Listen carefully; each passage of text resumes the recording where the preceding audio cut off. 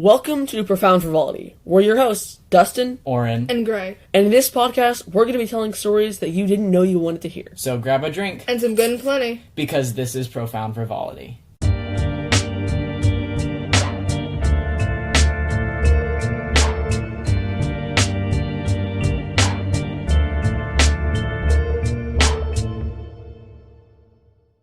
Hey guys, we're back, and today is going to be very different. One, because Dustin isn't here, and two, because we have a very special guest, and it's my dad. Yay!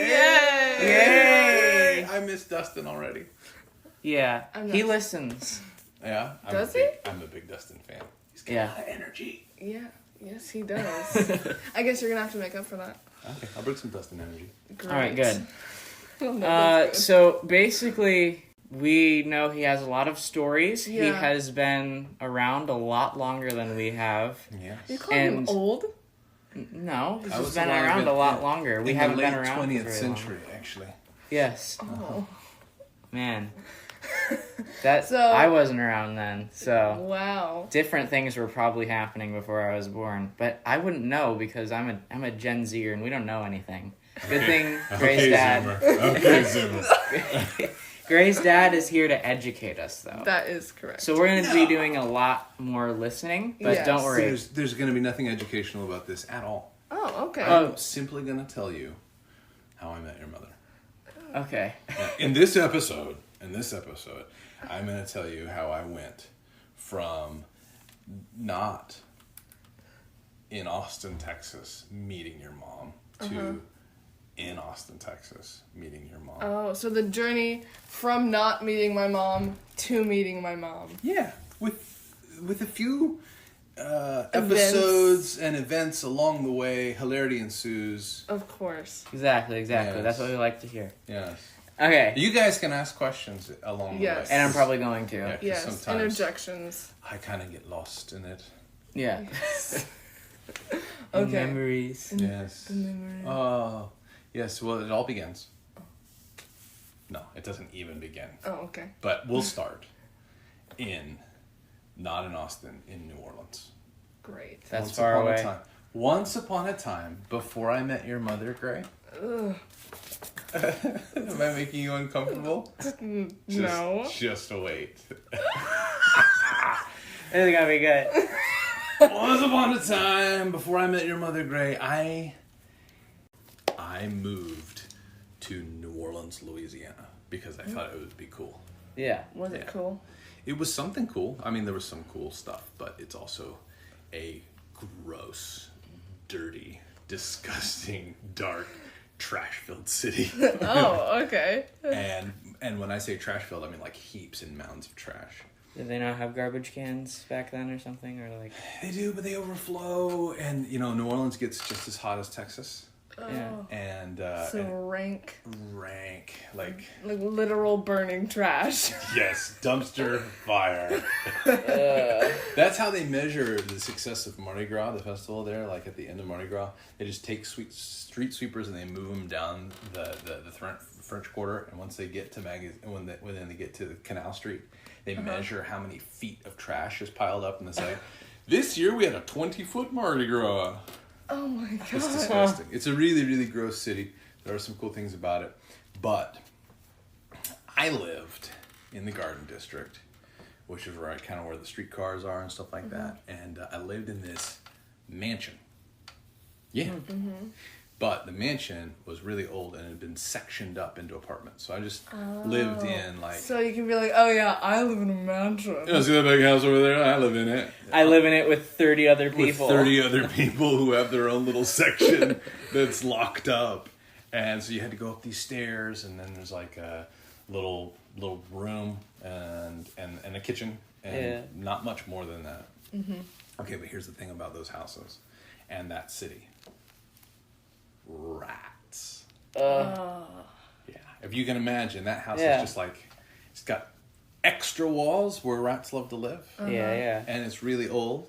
It's a 3-story house. It's a little rank, a little It's stank. Quite ranky and stanky. Yes. And The rats just go everywhere in New Orleans because the trees are big and they hang everywhere, and there's like power lines and everything, so they can just travel the city. They spend time in this dumpster, that dumpster, and then they come into your house. And so when you're talking about rats, you're not meaning like little mice. You're talking about like ROUSs. Yes, yes. They are rodents of unusual size. Like, let's How see, long? a gray. May I? Yes. Like you can't see this, I know, because you're listening and not looking, but we're talking like that. Wow. So like Without a the tail. forearm. Without the tail. A forearm. What? A fully grown person's forearm Without the tail? Yes, without the tail. That's like a small dog. Yes. That's just. I was actually concerned for our dog. So, yes. So, here's my first encounter. My first encounter. Creep encounter. My first creep encounter. There was a hurricane coming. And New Orleans is below sea level. This was before Katrina. You guys don't even know what Katrina is. I do. No, I do. Yes, I do. Yeah. So before the storm that flooded New Orleans, there was a storm coming, and no one had ever. But we considered the idea that like levees could break, the city could flood. So my roommate and I, we got out of there. And turned out the storm wasn't that bad. And after it passed, then everybody who had evacuated came back to the city. We came back to the city, and we asked all our neighbors in the trashy mansion, hey, had the power gone out? Because if the power had been out for more than, I don't know, it's like 12 or 20 hours or something, you're supposed to empty out your fridge. Yeah. And it had been out for like days. Yeah.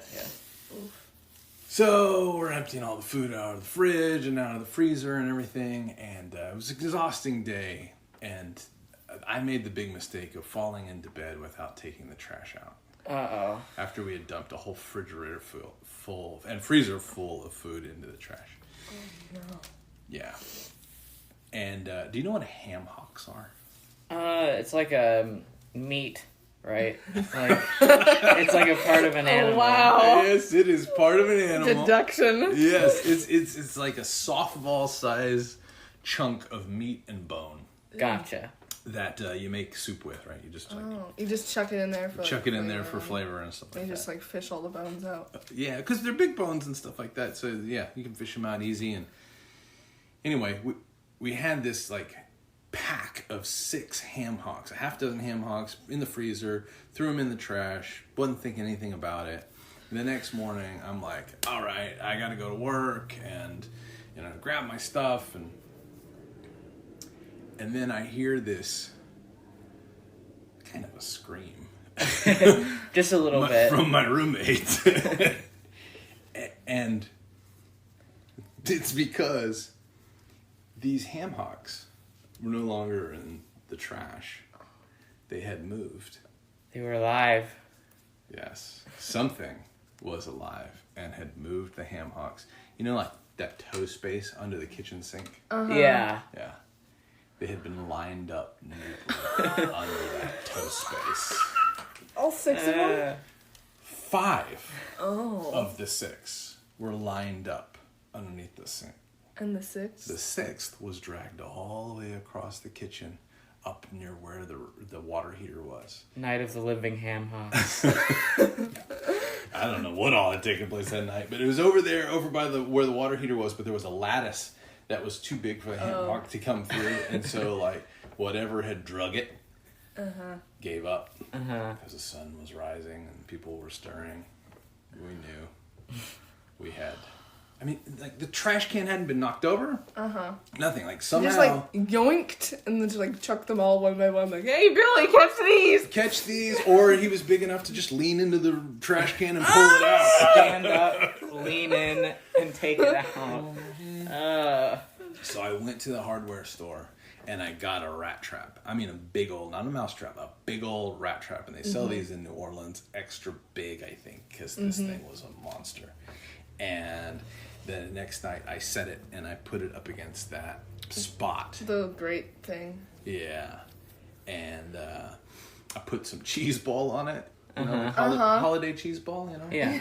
Cannot eat that stuff now. I'm just spreading it. I'm just thinking like dead rats. Anyway. You just ruined holiday cheese ball for me. Well, it's more ruined for me, I promise you. I don't don't know. Maybe I could get graphic enough for it to completely turn your stomach. Oh, the next morning, in this episode, holiday cheese ball is going to be ruined for everyone. Yay! That's right. Don't listen to any more. If you like holiday cheese ball, you can just fast forward. The next morning, the trap was completely licked clean. But, like, not, like... But not triggered. Oh. Like, he had just, like, leaned over and just, like... We've had possums do that. We had to set up big traps for possums in our chicken coop because they kept eating our eggs. But they would just be gone. But one night, we actually went out to check if it would be there, and we ended up having to shoot a possum because he was just looting the trap instead of actually... Yeah. Well, this is what I did. I took some twine and I tied it on the trigger there, and then I mashed the holiday cheese ball into the twine. So he had to really kind of go after it and tug on it a little bit if he wanted every last bit. Ingenuity right there. That's right. Yeah, that's where you get it from. That is. It's from your dad. Yeah. And so then I put it back there, and the next morning, oh, by the way, I locked the kitchen door because we did have a dog, and I was concerned that the dog would get into it. The next morning I went in there, and this is how I know how big the rats are. If a trigger warning, if you don't like graphic images in your mind, then just skip forward. And this rat trap had come down on this rat, like across its face, and split open its belly. But and there was blood like splattered all up the wall. But it had clearly lived for hours because it had crawled in big circles around the kitchen. Just dragged its dying body. Its dying body in bloody circles around and around and around the kitchen floor. I don't like that. I mean, I can picture how big that rat would be because I had a friend who looked like a rat. An uncle, actually. No, he had a pet rat, and it was massive. Ew. Like, it wasn't like one of those domestic rats, really. I don't think. I don't know domestic where rats he got are it. called mice. I don't know. All I know is that it was really, really big, and I got to interact with it once, but then it bit my hand. Not like my finger, it bit my hand. And you know how that's different? Because its mouth was big enough to bite my actual hand. The only reason I didn't go to get a rabies shot was because the animal probably would have died by then if it already had rabies. Because it was in this teeny tiny cage. And it was so big. There was nothing in the cage. It was just like a metal grate. Ew. And it was in their basement. Who would have a pet like that? I don't know. Who would have a pet rat that bites people? It was just... He never really took care of it, so like his sister ended up taking care of it, who's actually my aunt, who's like a couple weeks younger than me. She's fun. She has a really cool house with lots of scary things in it. It's a really Like old rats? house. Like rats. Yeah, like rats and metal cages. Well, if I came across that rat, now you know what I would do with it. Exactly. But anyway, I have a reference point. It wasn't the only one. There were multiple in the cage? There were multiple in the house. Oh. Like, more things started to move. Yes. Did you ever set any more traps? And caught more rats, but I'm sure we never caught them all. Gotta catch them all. I mean, it's just a part of living in New Orleans. Like, things live with you. Yeah. And it's not just rats either. Oh? No. Like, you know, remember how I told you that New Orleans is kind of like below sea level? Yeah. So when it rains really hard, the city kind of floods, and the flooding is really, really bad. Right? Yeah. And one night, my roommate was sleeping. Another trigger warning, by the way. I know it's coming. If you are... Well, I don't want to ruin it for all the people who won't leave. Sorry. Trigger warning off. Well, like, half on. My roommate was sleeping just like on a mattress on the floor. Yeah. And in the middle of the night, screaming again. Yeah. My roommate screamed a lot. And, I mean, loud and... Like, blood curdling. Blood curdling. I'm in so much pain scream. Oh. Ah, my ear, my ear, my ear. And I went over there. I could not see at all what was wrong. I mean, I thought that maybe like there was a like brain cancer, like your brain's gonna explode or whatever. Like. And I'm like, do you want me to call 911? So I called 911, and an ambulance showed up, and the paramedics came up the stairs, and still screaming.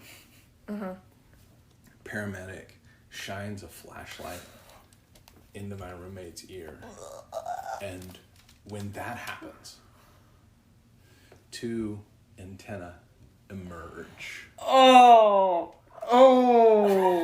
And a big, I'm not saying small, a big roach squeezes itself Out of his my little roommate's ear hole. out of the ear hole, and then scurries over onto the cheek.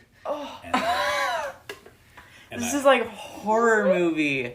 And I grab the roach, and I throw it across the room, and I step on it.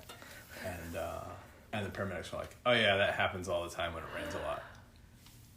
Oh. And they kind of snicker, and they clomp down the stairs, and they leave in their ambulance. And then they Didn't charge you, you like, sleep $500 for gas, of course. I actually never got a bill, Oh, nice. which was very thankful. Didn't he sleep with like cotton My roommate balls slept with cotton balls in his ears? for the rest of the time. Just like for The forever. rest of the time I had that roommate, cotton balls. Oh, I mean, I would too, honestly. Maybe not cotton balls, just like earplugs. I've seen how big some of the cockroaches can get here. Is it like bigger than that, or Same size. okay, about the same size? That's still big. How does that fit in your ear hole? I don't know. Squeezy, squeezy. Oh. Easy peasy cockroach squeezy. But, I did not meet your mother No, in New Orleans. no, you did not. No, I had to travel out of New Orleans. you just met true fear. True fear. And I left New Orleans because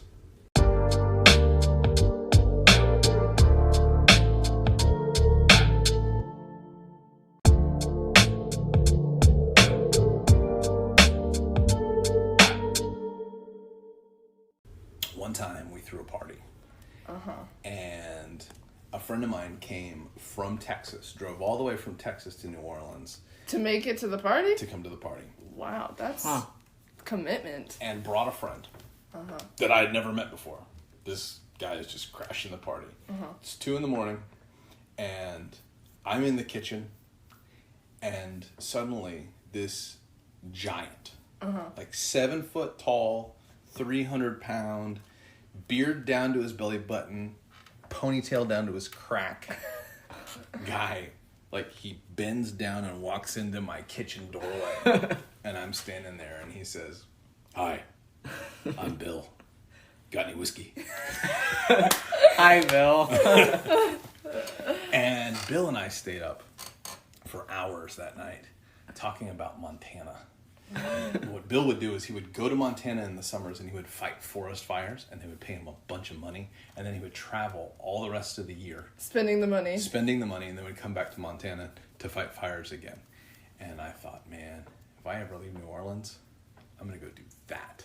And so when I left New Orleans, You went and did that. I went and did that. I got a Greyhound bus. I went to Missoula, Montana, and I met up with Bill.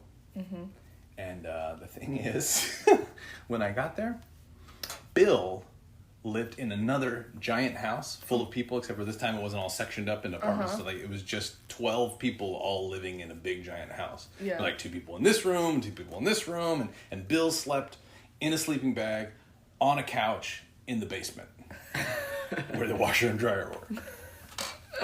That's I like of all the places in the sleeping bag, on the couch, in the basement. Yeah. But there was another couch In the basement? in the basement. Yeah. And I had a sleeping bag. Well, then you go. Right. There you go. But there's like 12 people in this house.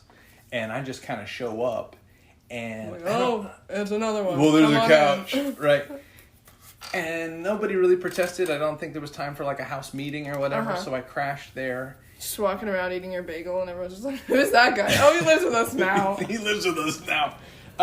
Yeah, it was kind of like that, except for like that night, I was like, I don't know if they're gonna want me here. I mean, there's already 12 people in this house, and it's not super cool to just like start freeloading on in somebody's basement. I mean, how would you feel?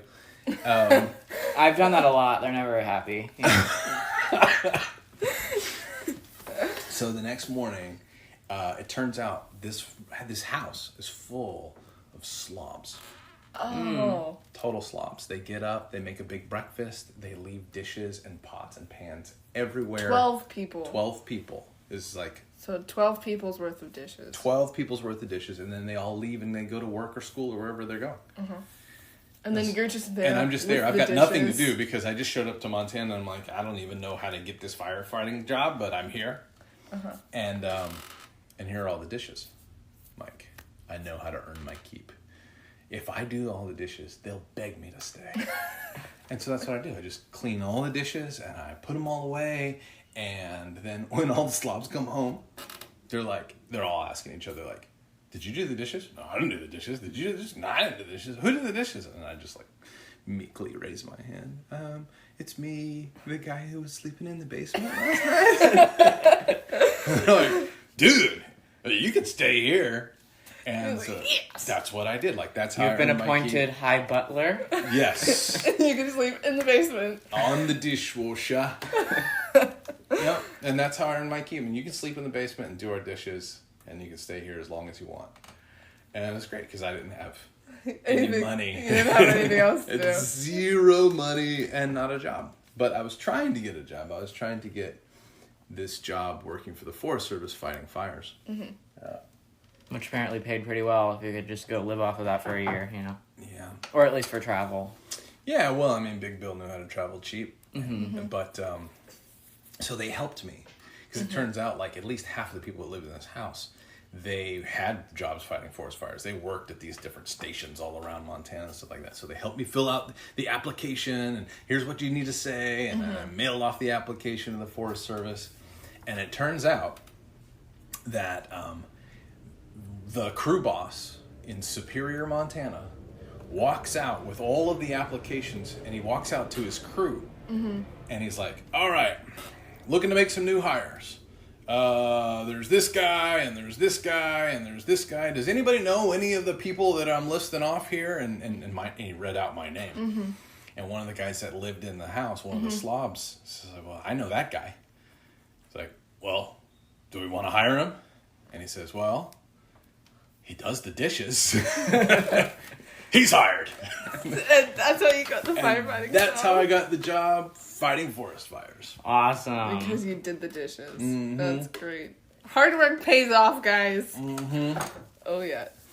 But the problem is, it takes a long time to get your stuff processed. So even if they say they want to hire you, it takes like a month for you to get like actually there and doing the job. Yeah. So I had to do something for money in the meantime. So you know what I did? What you did? What I did was I went to the library and I got a book on how to make balloon animals. He's dead serious. Yes, all of this is true. True stories. I went to the library. This is before the internet. Remember, this is this is late 20th century. I went to the library, got a book on how to make balloon animals, and I got a bunch of balloons and one of those things. And I learned how to make balloon animals, and I got some clown makeup. Yeah. This is Missoula, Montana. So there's a college. This is a college town. This is like, I think maybe Montana's only college town.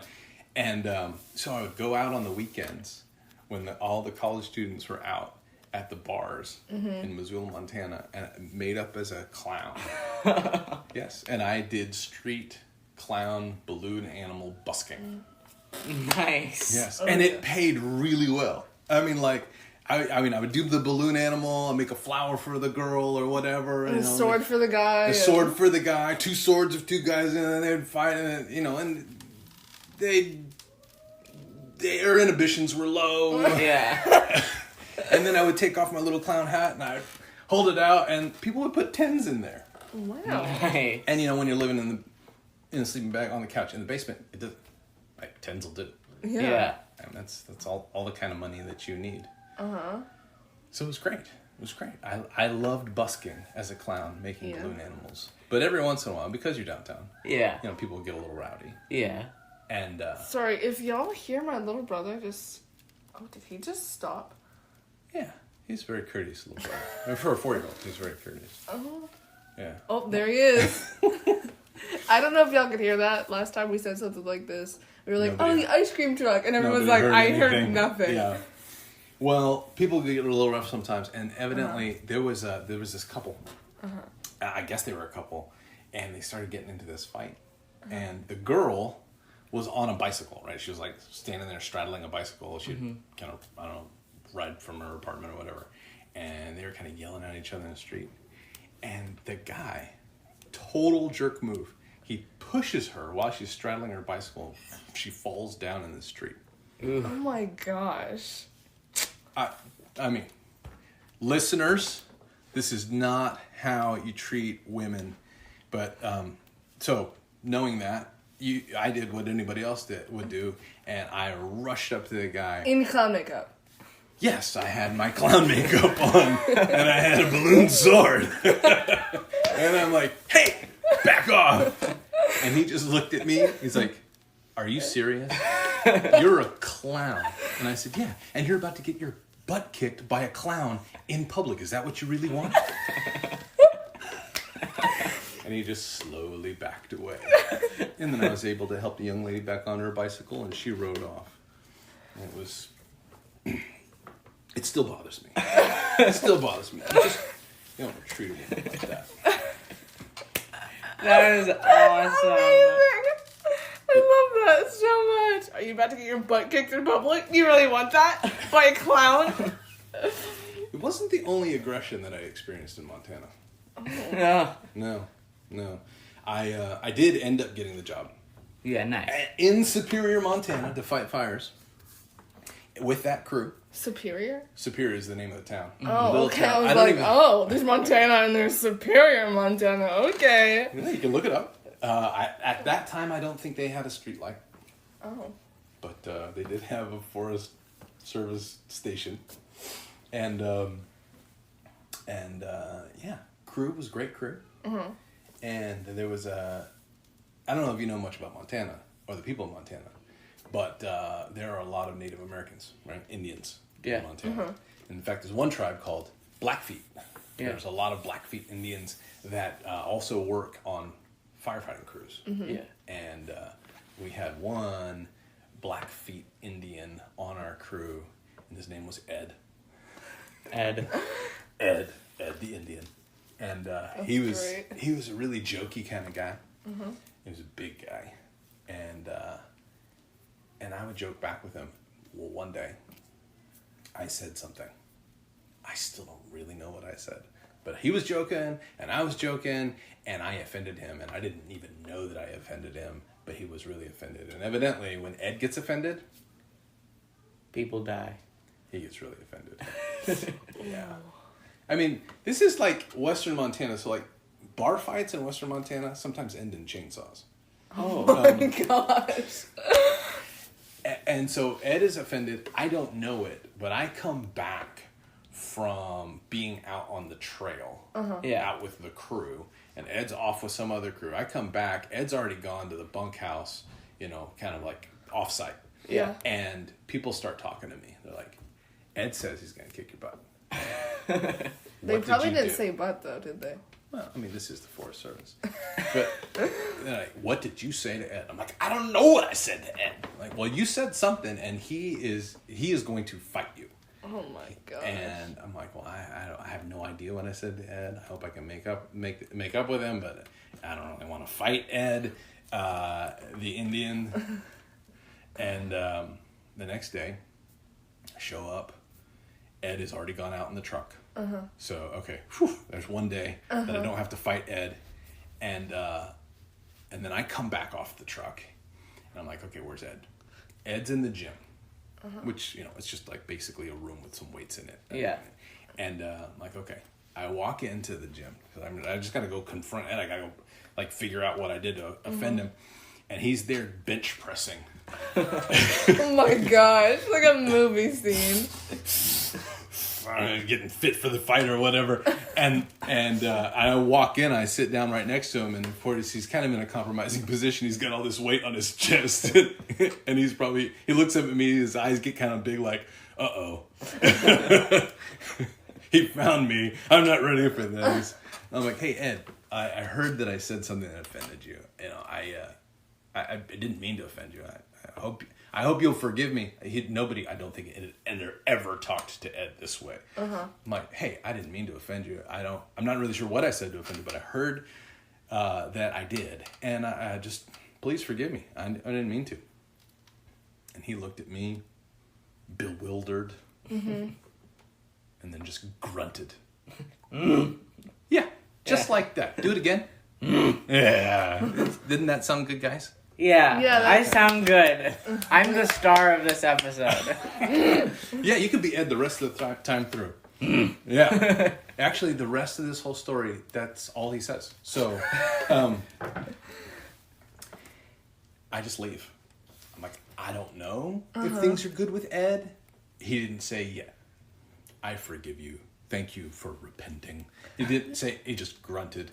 And I didn't know. Yeah, there you go. And I didn't know if things were cool. I didn't know if fight was still coming. Like, I'm like, I've done the best I can. And I leave, and a few days go by, and I don't see Ed. And then we go out on what's called a controlled burn. Yeah.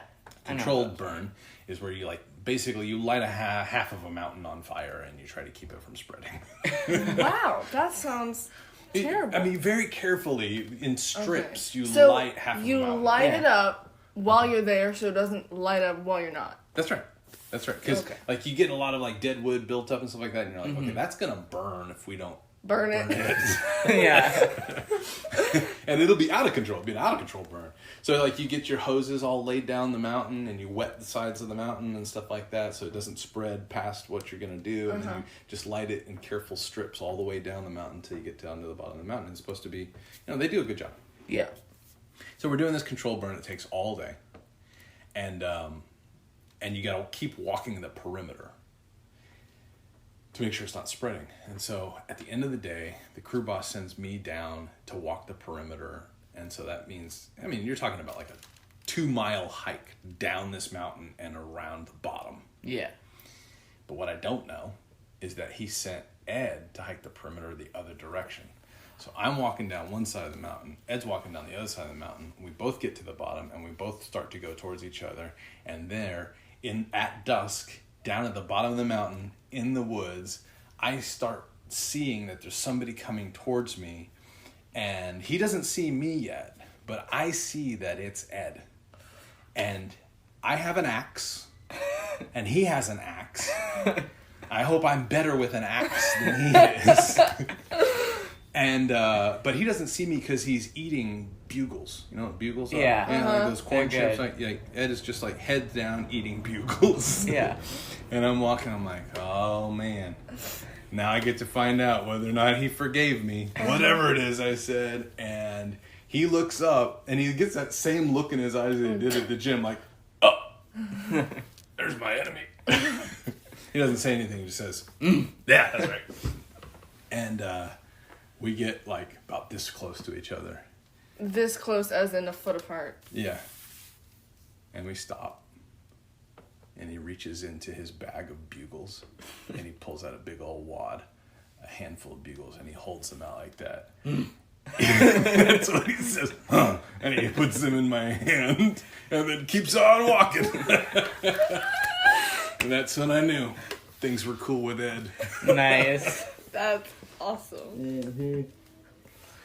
Okay, that is gonna wrap it up for the first part. I think we're gonna do a second because he hasn't met my mom yet. So stay tuned for that. Ciao.